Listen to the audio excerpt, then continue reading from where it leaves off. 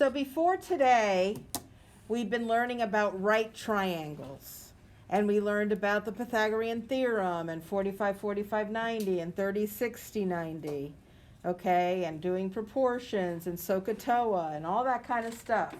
That was all for right triangles. All those word problems with the ladder. The building makes a 90 degree with the ground, so that's a right triangle. But now we're going to learn how to solve non-right triangles. So whenever you see the law of sine, you're dealing with non-right triangles. Okay? So the law of sine says that sine of big A over little a equals sine of big B over little b equals sine of big C over little c. Okay? Well, when we have a triangle, like in number 1,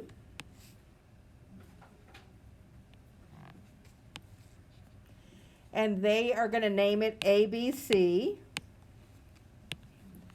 and they say that this angle is 91 degrees, and this angle is, what, 65? On number 1, Yeah. and then this is 32. And they want us to find BC. The first thing I want you to do is I want you to put an X where BC is. BC is a side, and it's the side that connects B to C. Everybody see why this here is BC? If you don't understand that, speak now. When you're trying to solve a non-right triangle, I would always try to use the law of sine first. And if that doesn't work, you have to use the law of cosine. The reason I do that is because the law of sine is a lot easier to deal with than the law of cosine, okay? So the law of sine says that sine of A over little a. Well, do we know angle A? Yeah. 65. So that's big A. This guy is little a. This guy over here is little b, and this guy here is little c. How do I know where to put the little a, b, and c? They're the sides. It's directly across from They're the sides opposite each angle. Does everybody know how to cross the field? If I'm at angle B and I cross the field, I get to little side B. If I'm at angle A and I cross the field, I get to little a. Everybody get that? Yeah. So if you want to use the A, B, and C, you can. So we've got sine of 65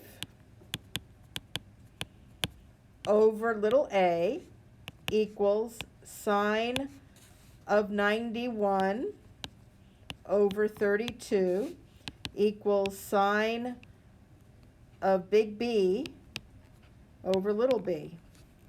So in my problem, I don't have big B or little b. I could find big B if I want to, because I know 2 angles of a triangle. What do the angles of a triangle add up to? 180. 180. So I could just subtract 91 and 65 from 180 and get big B. But I don't have little b. So what you're going to look for here is a full fraction. And this guy here is a full fraction. And then you're going to look for the guy you're looking for is a partial fraction. You see how you have one thing but you don't have the other? And we really don't need the b's for anything in this problem. Do they cancel out? They don't cancel out, you just don't need them to solve the problem. You could use them, but then you've got to do more work. Once you have a full fraction, that's what you're going to use to cross multiply. Because remember, when you're cross multiplying, you can only have one unknown thing. And in this case, the one unknown thing is little a. Everybody see it? So I'm going to cross multiply. Now here, I want you to write things out. If anybody, while doing a problem in front of me, picks up their calculator before writing things out, I'm going to close my eyes and not talk to you. Okay? So there's my deal. Would it be? So I'm going to cross multiply, and we have little a times sine of 91 equals 32 times sine of 65. Always put the single number in the front so you don't get messed up. Now, is the a alone? No.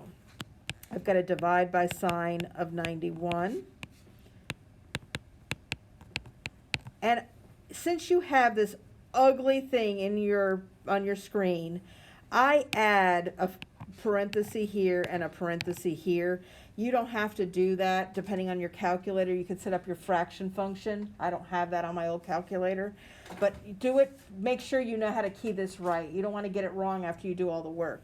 At this point, A is alone, and you pick up your calculator, okay? Okay, so let's talk about this. Who is our full fraction? Do we have big A and little a? C. We don't have big A and little a, so they don't, but we have big C and little c. So I'm just going to write that because you don't have to write the whole formula. So sine of the angle over the opposite side. That is going to be my full fraction. Everybody see why it's a full fraction? You have big C and little c. You could have big B and little b. You could have big A and little a. And they're asking us for b, so the other fraction is going to be sine of big B over 9. So now I just cross multiply, and I get 9 sine of 57 equals 16 sine of big B. And the sine of big B isn't alone yet, so I'm going to divide by 16 on each side. And now I get that the sine of big B equals this mess, right? But what button do I push to find big B if I'm finding an angle? Second. So you do second sine of this mess right here. Go ahead and do it.